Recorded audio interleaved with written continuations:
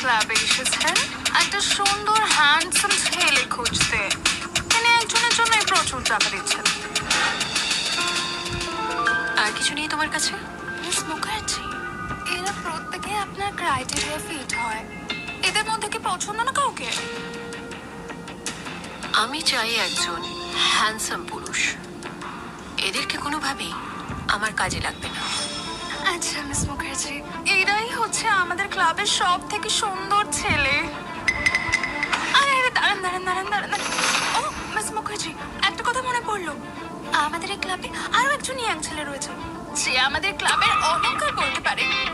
কোথায় সে? হ্যাঁ, দেখতে পারো প্লাস বডিও রয়েছে, আপনার সব চাহিদা পূরণ করতে পারবে। ডাকুন তাকে। শোনো, রাহুলকে ডেকে পাঠাও।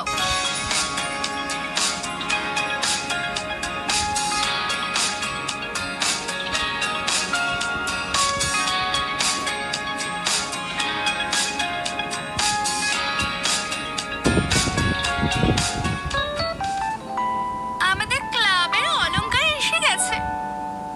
তোমার শার্ট খোলো।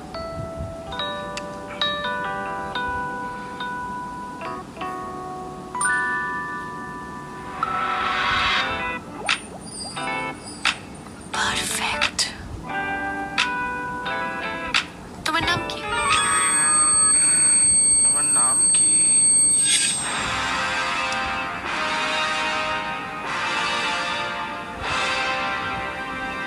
ইনি হলেন এই শহরের সব থেকে বড় নাম করা ধনী ব্যক্তি, মিস্টার রিজু চ্যাটার্জি।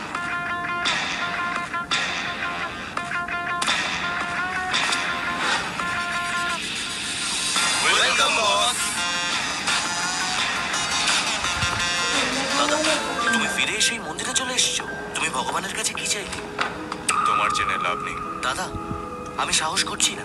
আমাদের পরিবারে এই মুহূর্তে একটাই বংশধর, কিন্তু দিদা তো নাতির মুখ দেখতে চায়। উনি তো অলরেডি তোমার জন্য অনেকগুলো মেয়ে দেখে রেখেছেন।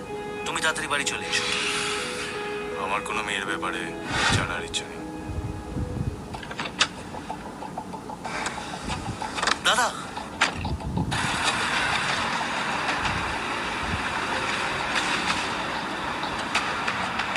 হ্যাঁ, ঠাকুমা আবার কেন ফোন করছে আমাকে? সূত্রের খবর অনুযায়ী রিজু যেদিন ফেরত এলো সেদিন তার অ্যাক্সিডেন্ট। নিউ টাউনের সব থেকে ধনী ব্যক্তি রিজু